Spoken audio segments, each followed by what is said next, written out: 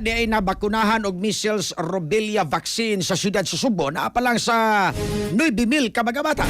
I-reports Cristel Joy Filler ka. Live report.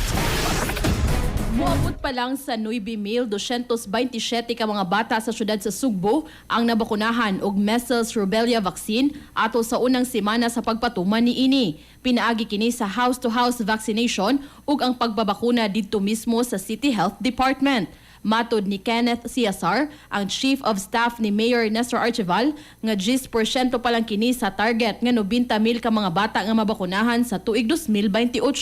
Dugang pa niya nga adunay 486 ka mga ginikanan ang wa motugot nga mabakunahan ang ilang mga anak. Usa sa iyang nakitang hinungdan tungod kini sa sayop nga impormasyon nga nakuha sa mga ginikanan ug nakahatag og kahadlok kanila sa posibleng epekto niini sa ilang mga anak.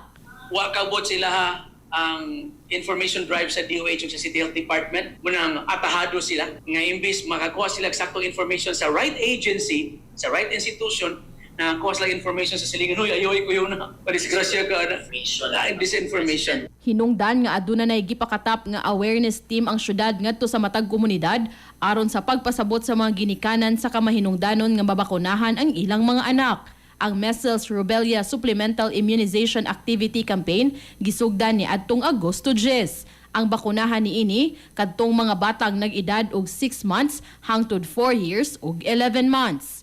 Para sa atong mga katropang gustong palig-uno ng immune system, malikayan ang ubo, hilanat labad sa ulo ug di makahilab sa tiyan, ang Santhone Vitamin C, the Alkaline Vitamin C maoy haom alang kanato mga katropa. Alang sa nagkayusang Pilipino para sa Pilipinas, kininyong katropa Cristel Joy Felerka, XFM News. XFM report. Santhone Plus Gold, mapalit sa mga butika sa inyong lugar.